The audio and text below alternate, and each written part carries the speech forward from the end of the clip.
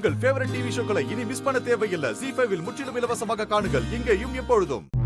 தமன்னா, நீ அந்த நாதஸ்வர மியூசிக்க கேட்டியா இல்லையா? ரொம்ப பிரமாதமா இருந்தது.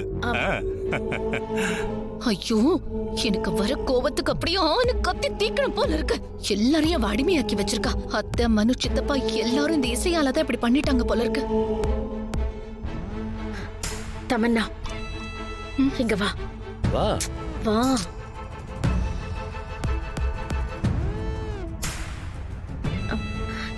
என்ன ஏதாவது பண்ணியா இல்லையா? நீ பொண்ணு பண்ண தேவையில்ல, ரூம்லே கடன்னு சொல்லிட்டு வந்துட்டு இப்ப என்கிட்ட வந்து எதையாவது பண்ணியான்னு கேக்குறீங்களா? நானா நானா அப்படி சொன்னேன்?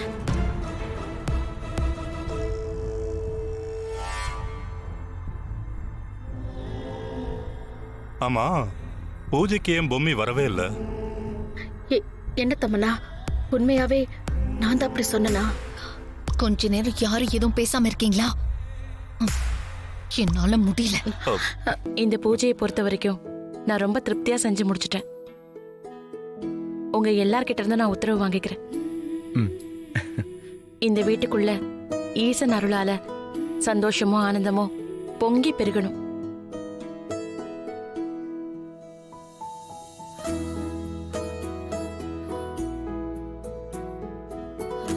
அந்த ஈசன் ஈஸ்வரி அருளாலையும் பஞ்சபூதங்களோட அருளாலையும் உன் குழந்தைய நீ நல்லபடியா பெத்தெடுத்து இந்த பூமிக்கு கொண்டு வருவ. இதுல எந்த மாற்றமும் இல்ல. சரியா? ரொம்ப சந்தோஷம். சரி, நான் வரேன். பத்ரம்.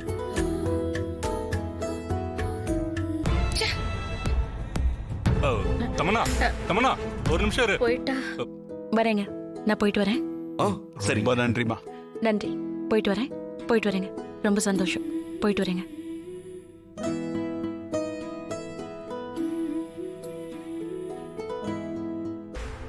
ஷேமனோ, என்னடா அந்த நாம ஏற்பாடு பண்ண அந்த பொண்ணு பாட்டில் தண்ணிய ராணிக்கு கொடுத்தாளா இல்லையா? ஆமாம்மா, எதுவுமே ஞாபகத்துக்கு வரல, எல்லாமே மறந்து போச்சு. என்ன நடக்குதுங்க? எனக்கு ஒரு மாதிரி ஆயிடுச்சுடா. என்னன்னு தான் புரியல.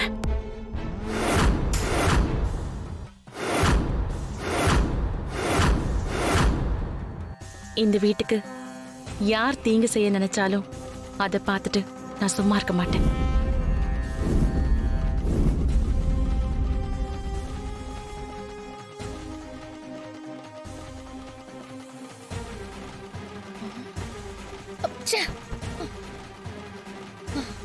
எப்படி நடந்துச்சு?